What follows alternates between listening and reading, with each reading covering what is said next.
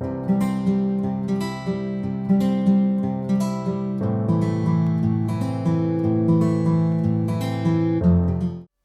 दोस्तों, जय हिंद, जय भारत।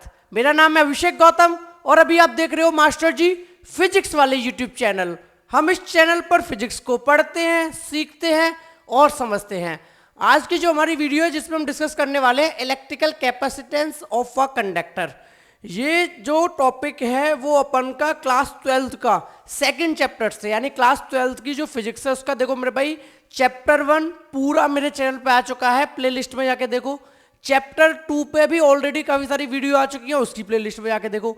आज हम डिस्कस करेंगे electrical capacitance of a conductor, कि किसी भी कंडक्टर का जो इलेक्ट्रिकल कैपेसिटेंस होता है उसका क्या मीनिंग होता है, या इलेक्ट्रिकल कैपेसिटेंस अब किसे कहते हैं।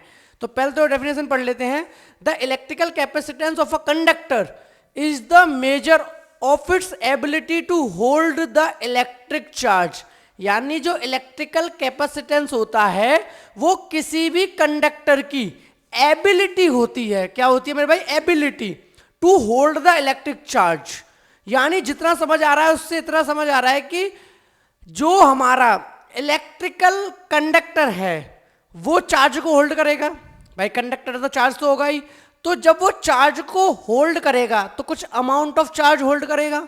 हो सकता है कम चार्ज हो उसमें, हो सकता है ज्यादा चार्ज हो।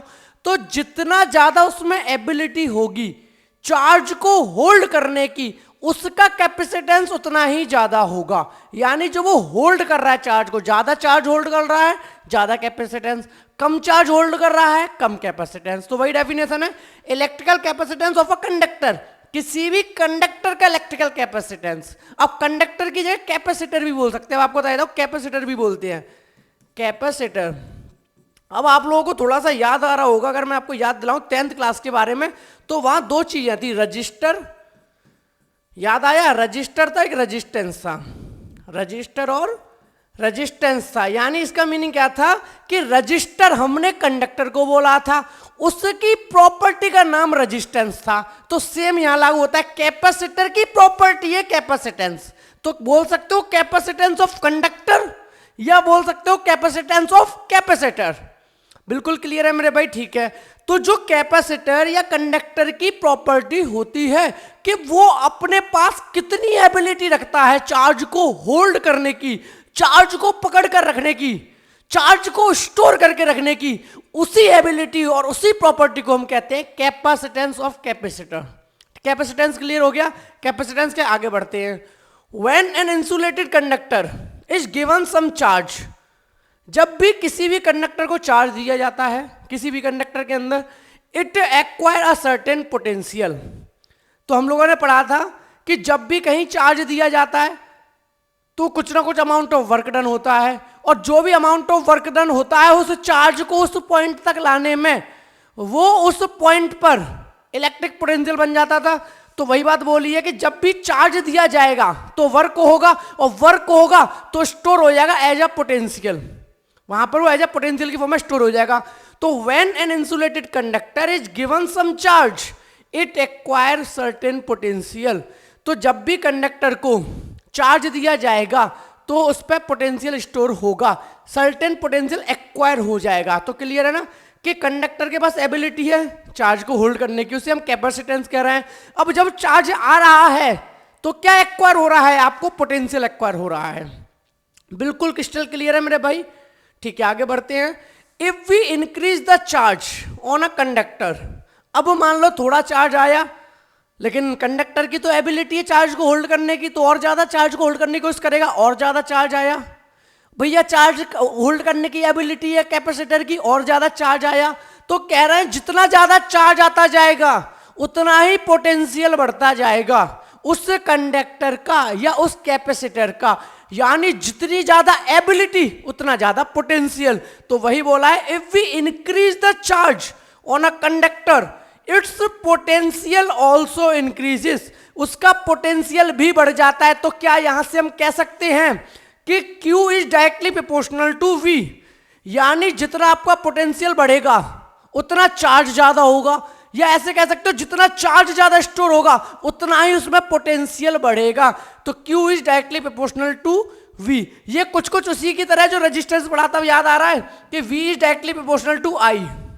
ठीक है, कंपेयर करके रजिस्टर की प्रॉपर्टी थी रजिस्टेंस, कैपेसिटर की प्रॉपर्टी है कैपेसिटेंस। क्लियर है? तो Q is directly proportional to V। अब आपको पता है मेरे भाई, जब भी ये डायरेक्टली प्रोपोर्शनल का साइन हटाया जाता है, तो जब भी डायरेक्टली प्रोपोर्शनल का साइन हटाया जाता है तो एक कांस्टेंट आता है, और उसे हम क्या बोलते थे? Constant of proportionality. तो यहां पर भी आएगा एक कांस्टेंट ऑफ प्रोपोर्शनैलिटी, तो यहां आ गया C। तो C क्या है? C है हमारा कांस्टेंट ऑफ प्रोपोर्शनैलिटी। क्या है C? कांस्टेंट ऑफ प्रोपोर्शनैलिटी, यानी Q is equal to CV। तो Q is directly proportional to V। जितना ज्यादा चार्ज बढ़ता जा रहा है उतना पोटेंशियल बढ़ता जा रहा है, तो डायरेक्टली प्रोपोर्शनल का साइन हटा तो Q इक्वल्स टू आया CV। तो हम यहां से कहते हैं कि जो C होता है इसी का नाम है कैपेसिटेंस, जो प्रॉपर्टी है कैपेसिटेंस।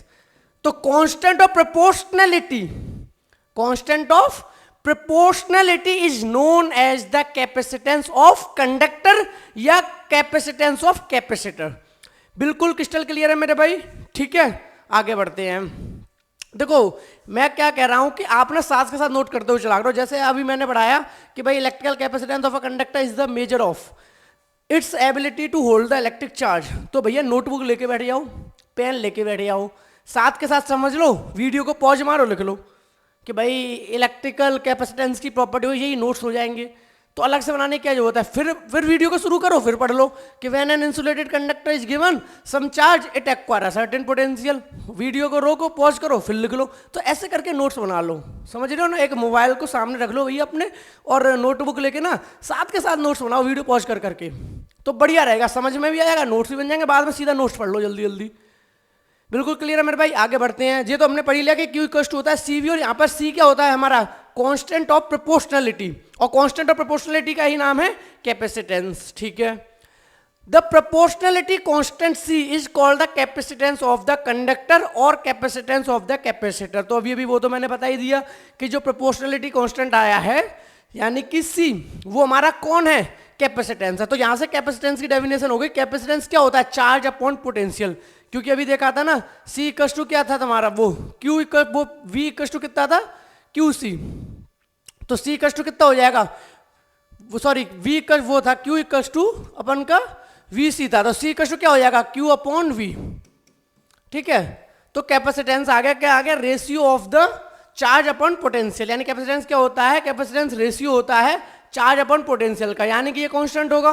तो कैपेसिटेंस हमारा क्या रहता है? कांस्टेंट होता है किसी भी कैपेसिटर के लिए। लेकिन कैपेसिटेंस हमारा कांस्टेंट होता है कि कैपेसिटर के लिए, यानी कितने अंदर कितनी एबिलिटी है। अब आपको थोड़ा सा मैं याद दिला देता हूँ, ये कैपेसिटर बार बार बोल रहा हूँ, ये आप लोगों ने भी डे टू डे लाइफ में देखा है। आपने देखा होगा जब भी आपका पंखा कम घूमना शुरू कर देता है या खराब हो जाता है, तो जब आप इलेक्ट्रिशियन को लेकर आते हो तो बोलता है कि सर इसका कंडेंसर काम नहीं कर रहा, या कूलर में ऐसा हुआ होगा, हुआ है कि नहीं? वो नाम सुना है ना, कंडेंसर काम नहीं कर रहा, वो ऐसा बोलता है इलेक्ट्रिशियन।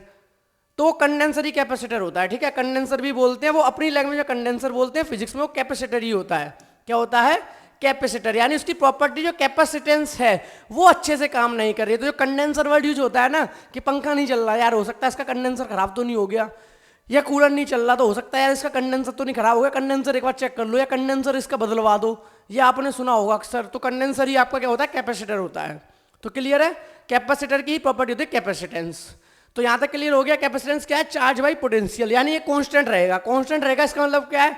आप पर्टिकुलर कोई कैपेसिटर लेकर आए, आपने पंखे में लगा दिया, तो भाई उस कैपेसिटर के अंदर जो कैपेसिटेंस है उसकी वैल्यू कांस्टेंट रहेगी नहीं रहेगी?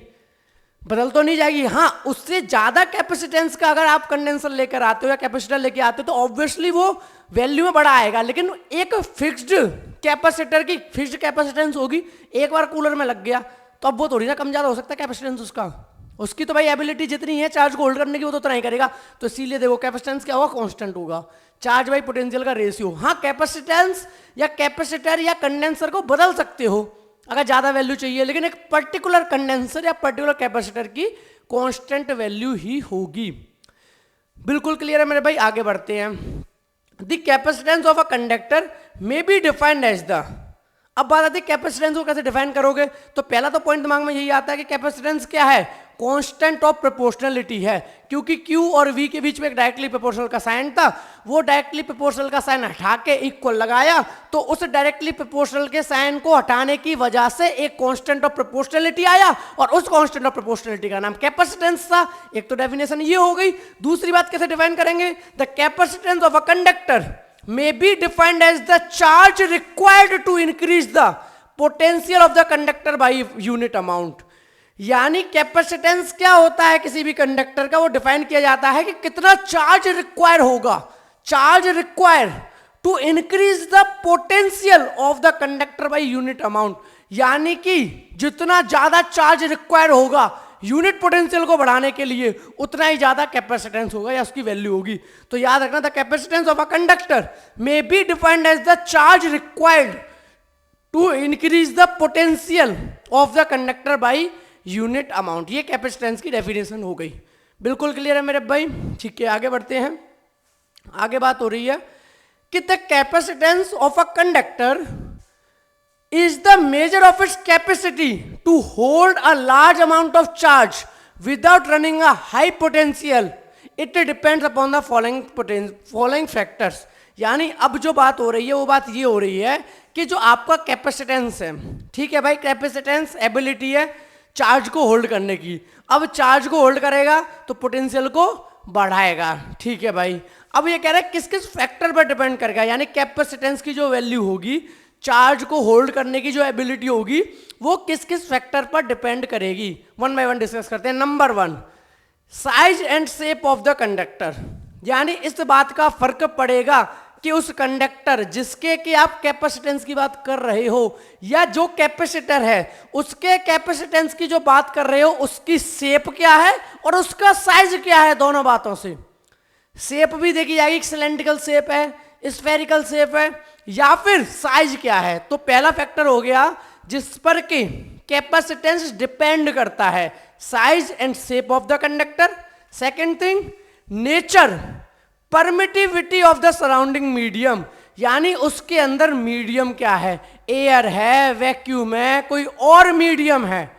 अभी हम पढ़ेंगे डाइलेक्ट्रिक कांस्टेंट आगे चल के, ठीक है। तो मीडियम का भी फर्क पड़ता है कि जो आप कैपेसिटेंस की बात कर रहे हो उस कैपेसिटर में या कुछ कंडक्टर के आसपास का मीडियम क्या है, इस बात पर भी डिपेंड करेगा कौन, कैपेसिटेंस। तो दो बात क्लियर हो गई, एक साइज और शेप पर डिपेंड करेगा, दूसरा मीडियम पर डिपेंड करेगा, ठीक है।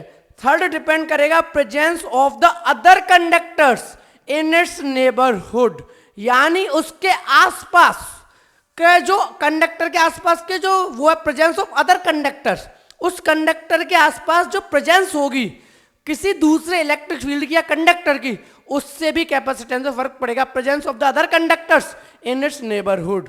यानी कि ये तीन फैक्टर्स हैं जिनसे कैपेसिटेंस में फर्क पड़ सकता है, यानी साइज, शेप और क्या था, मीडियम, और एक presence of other conductors in neighbourhood. बिल्कुल क्लियर है मेरे भाई? तो ये था factors on which factors depend upon the following. किसका, कैपेसिटेंस। कैपेसिटेंस किस किस फैक्टर पर डिपेंड करता है, आगे बात कर लेते हैं। Next point, the capacitance of a conductor does not depend on the nature of its material and the amount of charge existing on the conductor. इस पॉइंट को बहुत अच्छे से ध्यान रखना कि इन्होंने क्या बोला कि जो कैपेसिटेंस होता है कंडक्टर का, वो डिपेंड नहीं करता नेचर ऑफ द मटेरियल पे, कंफ्यूज मत होना, डिपेंड करता है नेचर ऑफ द मीडियम पे, नेचर ऑफ द मीडियम ध्यान रखना।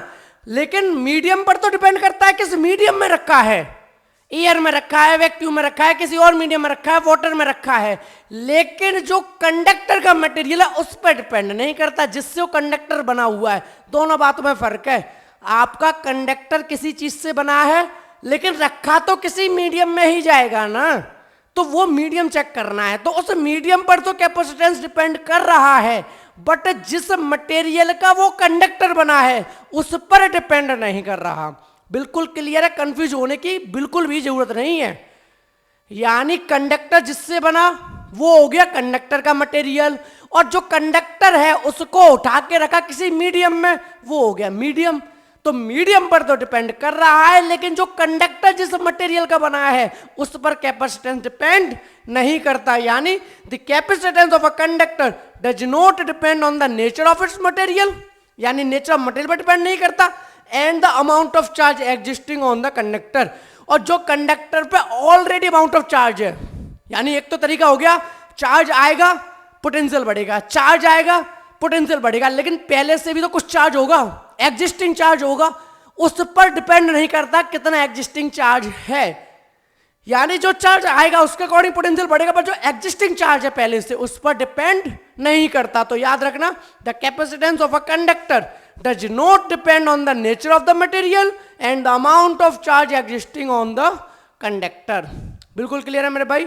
ठीक है, नेक्स्ट यूनिट ऑफ कैपेसिटेंस। अब बात आती है कि भाई जो कैपेसिटेंस होता है उसकी कुछ यूनिट होती होगी, डायमेंशन फॉर्मूला होगा, यानी जैसे मास की यूनिट होती है केजी, हाइट की यूनिट होती है मीटर सेंटीमीटर, वॉल्यूम की यूनिट होती है लीटर क्यूबिक मीटर, टाइम की यूनिट होती है आवर्स मिनट सेकंड। तो भैया कैपेसिटेंस को मेजर करोगे, कैपेसिटेंस कम कि कैपेसिटेंस ज़्यादा, तो पीछे क्या लगाओगे, पीछे क्या लगाओगे, इसका मतलब है 10 लेते हो तो 10 के पीछे कुछ लगाते हो ना, 10 केजी मास की बात हो रही है, 10 मिनट टाइम की बात हो रही है, 10 एम्पियर करंट की बात हो रही है, 10 कूलम चार्ज की बात हो रही है। तो भैया जब कैपेसिटेंस की बात करोगे तो कुछ तो पीछे लगाओगे, मैग्नीट्यूड में न्यूमेरिकल नंबर के पीछे तो बिल्कुल लगाएंगे। तो देखते हैं क्या यूनिट है। The SI unit of capacitance is farad, named in the honour of the Michael Faraday. यानी कि जब भी कोई बोले ना 10 फेराड, 10F, समझ जाओ किसकी बात हो रही है, कैपेसिटेंस की। किसकी बात हो रही है, कैपेसिटेंस। तो 10 फेराड मतलब क्या, कैपेसिटेंस की बात हो रही है। जैसे 10 मिनट कोई बोलता है, तुम कहते हो यार टाइम की बात हो रही है। कोई बोलता है 10 केजी, तुम कहते हो मास की बात हो रही है। कोई कहता है 10 एम्पियर, तुम समझ जाते हो यार इलेक्ट्रिक करंट की बात हो रही है। तो जैसे 10 फेराड बोले समझ जाओ कैपेसिटेंस की बात हो रही है। यानी कि जो कैपेसिटेंस को हम मेजर करेंगे उसकी जो यूनिट होगी, या कह सकते हो ऐसा यूनिट होगी, वो क्या होगी, फेराड होगी। ठीक है, और किसके नेम पर रखी गई है, माइकल फेराडे, एक साइंटिस्ट के नेम पे। क्लियर है, आगे बढ़ते हैं। The capacitance of a conductor is 1 farad. अब बात आती है 1 फेराड से आप क्या समझते हो, 1 फेराड से आप क्या समझते हो। तो the capacitance of a conductor is 1 farad if the addition of charge of 1 coulomb, अगर किसी भी कंडक्टर में 1 कूलम का चार्ज ऐड करने पर उसका पोटेंशियल 1 वोल्ट बढ़ जाए। 1 कूलम का चार्ज दिया, चार्ज दोगे तो पोटेंशियल बढ़ेगा, तो 1 कूलम का चार्ज देने पर 1 वोल्ट का पोटेंशियल बढ़ जाए तो कह देना उस कंडक्टर का कैपेसिटेंस 1 फेराड है। क्लियर है? ये तो फिजिक्स में हमने देखा हुआ ना, फॉर्मूला किससे निकाल देते हैं हम लोग, हम फॉर्मूले से बता देते हैं कैलकुलेशन। जैसे कि हमारा C = क्या था, हमारा Q/V था। अब पूछा है कि कैपेसिटेंस 1 फेराड है, इससे क्या समझते हो। तो कैपेसिटेंस 1 फेराड से क्या समझते हैं, तो भैया C1 कब आएगा, जब Q को 1 रख दो और V को 1 रख दो। V को क्या रख दो मेरे भाई, 1 रख दो। तो Q को 1 रख दो और V को 1 रख दो। तो जैसे ही आप Q को 1 रखोगे, V को 1 रखोगे, तो 1/1 यानी C = कितना आ जाएगा, 1 आ जाएगा। अब अपनी कहानी बना दो, समझ रहे हो ना। अब अपनी कहानी बना दो। कहानी कैसे बनाओगे कि भैया अगर आपने 1 कूलम का चार्ज ऐड किया और 1 कूलम का चार्ज ऐड करने की वजह से 1 वोल्ट का पोटेंशियल बढ़ गया, तो हम उस कंडक्टर का कैपेसिटेंस कहेंगे 1 फेराड है। तो कहानी बन गई डेफिनेशन के अकॉर्डिंग। ठीक है, तो 1 फेराड कब आया, जब 1 कूलम का चार्ज रखा, 1 वोल्ट का पोटेंशियल इंक्रीज कर दिया। ठीक है, आगे 1 farad is a very large unit of capacitance. यानी ये थोड़ा सा आइडिया दे रहे हैं कि 1 फेराड, जैसे कि हमने देखा था ना 1 कूलम भी बहुत बड़ी वैल्यू थी। 1 कूलम जो चार्ज का अमाउंट था, अगर आपको याद हो, आप लोगों ने पढ़ा था, तो वो लगभग 10⁻18 इलेक्ट्रॉन का था। मतलब इतने सारे इलेक्ट्रॉन जब इकट्ठे होंगे तब 1 कूलम चार्ज था। समझ रहे हो। तो सेम यहाँ पर बात कर रहा है कि 1 farad is a very large unit of capacitance for practical purposes we use its the following multiples. यानी कि प्रैक्टिकल यूज में 1 farad, 2 farad, 10 farad, 50 farad, 100 farad ये यूज नहीं होता, क्योंकि 1 फेराड ही ऑलरेडी बहुत बड़ी यूनिट है। तो इसका मतलब है छोटी छोटी यूनिट्स यूज होंगी। तो देखते हो कौन कौन सी छोटी छोटी यूनिट्स हैं। जैसे नंबर 1 मिली फेराड, जैसे मिली किलोग्राम बोल देते हैं, ठीक है, मिलीमीटर बोल देते हैं, आपको पता होगा। तो मिलीमीटर 10⁻³ तो 1 मिली फेराड यानी 10⁻³ फेराड। मेरा भाई से नोट कर लेना, याद रखना बिल्कुल अच्छे से, न्यूमेरिकल्स में बहुत काम आएगा अपन कीजिए। तो 1 मिली फेराड में 10⁻³ फेराड होते हैं। आगे 1 माइक्रो फेराड, याद था ना 1 माइक्रो एम्पियर। भाई माइक्रो मिली ये तो नॉर्मल सब मल्टीपल्स हैं, इनसे कंफ्यूज नहीं होना, जो भी पीछे लगा होता है माइक्रो एम्पियर तो ये हो जाता है 10 to the power minus 6 ampere. Micro farad है तो 10 to the power minus 6 farad, यानी 1 माइक्रो फेराड में 10 to the power minus 6 farad. याद रखना 1 milli farad 10 to the power minus 3 farad, 1 micro farad 10 to minus 6 farad, 1 pico farad 10 to the power minus 12 farad. बिल्कुल clear है। तो जब भी 1 pico farad की बात आएगी तो उसमें 10 टू द माइनस 12 फेराड होंगे। ओके, डायमेंशंस की बात कर लेते हैं कैपेसिटेंस की, कि जो कैपेसिटेंस होता है उसकी डायमेंशन क्या होती है, या ऐसे बोल सकते हो कि उसका डायमेंशन फॉर्मूला क्या होता है। तो देखते हैं 1 फेराड क्या था, 1 फेराड इक्वल्स टू था 1 coulomb upon 1 volt, 1 coulomb upon 1 volt. अब इसका डायमेंशन फॉर्मूला निकालते हैं। अब आप लोगों को याद होगा, देखो ध्यान से समझते हैं ना जो बोलते जा रहा हूं। तुमने पढ़ा था Q इक्वल्स टू, क्या पढ़ा था, Q इक्वल्स टू पढ़ा था तुमने मेरे भाई W upon V equals to Q upon W पढ़ा था, सॉरी V इक्वल्स टू क्या पढ़ा था, Q अपॉन W पढ़ा था, नहीं पढ़ा था, V equals to Q upon W। तो मैं V को क्या लिख सकता हूं, Q अपॉन W बोल सकता हूं। V equals to Q upon W एक फॉर्मूला था 10th में पढ़ा था कि पोटेंशियल इक्वल्स टू चार्ज, नहीं W upon Q, sorry V equals to W upon Q पढ़ा था।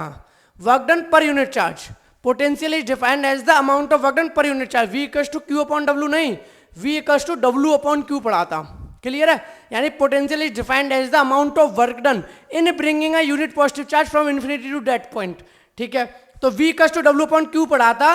तो क्या मैं जो V है वोल्ट, वोल्ट को बोल सकता हूं जूल बाई कूलम, भाई बोल सकता हूं नहीं बोल सकता हूं, वोल्ट को जूल बाई पर कूलम बोल सकता हूं। तो जहां मैंने वोल्ट यूज किया है, जो मैंने 1 फेराड यानी कि फेराड का डायमेंशन निकालने जा रहा हूं, तो 1 फेराड इक्वल्स टू था 1 कूलम बाई 1 वोल्ट। तो क्या मैं वोल्ट की जगह जूल पर कूलम यूज कर सकता हूं, क्योंकि V इक्वल्स टू क्या होता है W अपॉन Q। तो एक नई यूनिट मिल गई कि वोल्ट की जगह आप जूल पर कूलम भी यूज कर सकते हो, तो यूज कर लो। तो 1 कूलम 1 वोल्ट की जगह लगा दिया 1 जूल अपॉन 1 कूलम, तो ये ऊपर पहुंच जाएगा। तो क्या हो जाएगा 1 कूलम का स्क्वायर बाई 1 जूल हो जाएगा, नहीं हो जाएगा 1 कूलम का स्क्वायर बाई 1 जूल। तो देखो वो आ गया 1 कूलम, 1 वोल्ट की जगह क्या लिख दिया 1 जूल बाई कूलम, तो बन गया 1 कूलम का स्क्वायर, 1 कूलम का स्क्वायर डिवाइडेड बाई 1 जूल। यहां तक क्लियर है, कुछ नहीं किया है, बस यूनिट को एक दूसरी फॉर्म में लिख दिया, एक ही यूनिट को, जैसे वोल्ट को जूल पर कूलम में लिख सकते हैं तो लिख दिया। समझ रहे हो ना, वोल्ट को क्या लिख दिया जूल पर कूलम लिख दिया। ठीक है भाई, अब एक बात बताओ कूलम को क्या लिख सकते हैं। अब याद करो एक फॉर्मूला था कि I equals to Q upon T, याद हो तो क्या था, I equals to Q upon T, याद है कि नहीं है। I इक्वल्स टू क्या था Q अपॉन T। तो अगर मैं Q निकालना चाहूं तो क्या लिख सकता हूं, मैं टाइम को मल्टीप्लाई कर दो I से, यानी I इंटू T। तो यानी Q की यूनिट होती है कूलम, I की यूनिट होती थी एम्पियर, टाइम की होती थी सेकेंड। तो क्या मैं कूलम को एम्पियर सेकंड बोल सकता हूं या नहीं, बात समझ आई। क्या मैं 1 कूलम को 1 एम्पियर सेकंड बोल सकता हूं। देखो ना फॉर्मूले से Q equals to I into T है, तो चाहे बोलो कूलम चाहे बोलो एम्पियर सेकंड। तो इन्होंने क्या किया, जो कूलम था हमारा 1 कूलम स्क्वायर बाई 1 जूल, तो 1 कूलम को लिख दिया भैया 1 एम्पियर सेकंड। क्या लिख दिया 1 एम्पियर सेकंड। अब कूलम का स्क्वायर था तो एम्पियर सेकंड का भी स्क्वायर, नीचे क्या आ गया जूल, हाँ अभी जूल ही है। अब ध्यान से समझना, कूलम स्क्वायर तो बदल गया एम्पियर सेकंड में, यहां दिखा दिया मैंने कि भाई कूलम कैसे हो गया एम्पियर सेकंड। अब आपके मन में आएगा कि सर जूल कैसे हो गया न्यूटन मीटर, भाई जूल न्यूटन मीटर कैसे हो गया। अब याद करो वर्क और फोर्स में कोई रिलेशन है कि नहीं। क्या था, work equals to force into displacement, होता है कि नहीं होता मेरे भाई। वर्क इक्वल्स टू क्या होता है, फोर्स इंटू डिस्प्लेसमेंट। तो कुछ मिलेगा नहीं मिलेगा, मिलेगा तो सही। तो वर्क इक्वल्स टू क्या होता है, फोर्स इंटू डिस्प्लेसमेंट। तो अगर मेरा जूल है तो मैं उसे न्यूटन मीटर बोल दूं, कोई दिक्कत। अगर मेरा जूल है तो मैं उसे न्यूटन मीटर बोल सकता हूं, भाई बिल्कुल बोल सकता हूं। तो जो मेरा 1 जूल था मैंने बोल दिया न्यूटन मीटर, यानी 1 NM, 1 न्यूटन मीटर। तो 1 न्यूटन मीटर ऊपर हो गया एम्पियर सेकंड। अब इसका डायमेंशन फॉर्मूला बताना थोड़ा आसान हो जाएगा। तो क्लियर है मेरे भाई, 1 फेराड से 1 कूलम बाई 1 वोल्ट कैसे आया, 1 कूलम बाई 1 वोल्ट से 1 कूलम बाई 1 जूल पर कूलम कैसे आया, 1 कूलम बाई 1 जूल पर कूलम से 1 कूलम स्क्वायर बाई 1 जूल कैसे आया, और 1 कूलम स्क्वायर से 1 एम्पियर सेकंड कैसे बन गया, और 1 जूल से 1 न्यूटन मीटर कैसे बन गया, ये पूरी कहानी मैंने आपको समझा दी। अगर नहीं समझ आई तो फिर से वीडियो को पीछे रिमाइंड करो, एक बार फिर से देख दो, बिल्कुल पक्का बिल्कुल अच्छे से समझ आएगा कि ये कहानी कैसे 1 फैराड से 1 एम्पियर सेकंड का स्क्वायर बाई 1 न्यूटन मीटर बन गई। अब मिल गया, यानी 1 फैराड इसके इक्वल होता है। अब इसके डायमेंशन लिख दो, एम्पियर का पता है, सेकंड का टाइम होता है, न्यूटन यानी फोर्स का आपको याद होना चाहिए, mL/t-2 करके, और m डिस्टेंस है। तो इसका जो डायमेंशन फॉर्मूला बनेगा मेरे भाई, इसे नोट करना हो नोट कर लेना, हट जा रहा हूँ वीडियो पॉज करके।